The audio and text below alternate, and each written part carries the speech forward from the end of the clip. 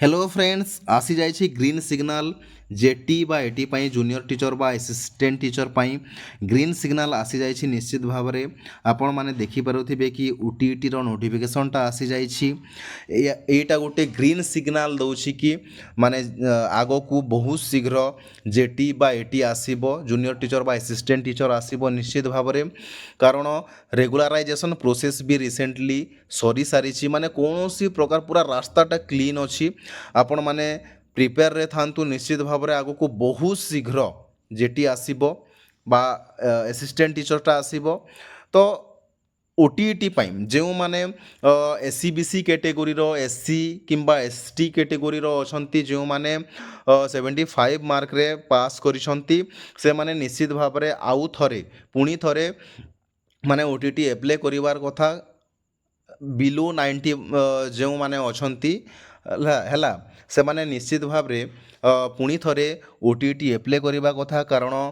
जो न्यूज़टा थिला आगरू शुणी सारी से न्यूज़ विषय में आउ डिस्कस करिबिनी आपण माने जानी सारी से मिनिमम 90 मार्क जदि रखि निश्चित भाव में आपण माने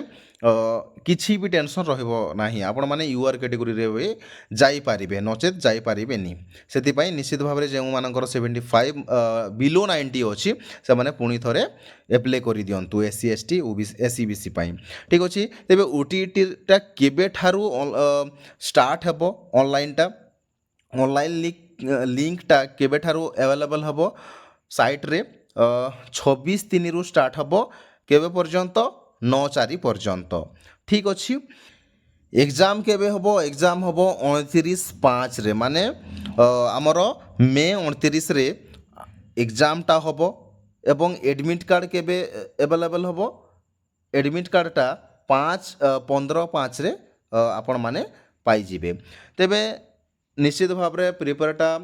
जारी रखंतु जो माने ओटीईटी पास करि सारछंती एवं जो माने ओटीईटी पास करि नाहांती ओटीईटी पई पढंतु ठीक अछि फ्रेंड्स आज पई एतिकी थैंक यू।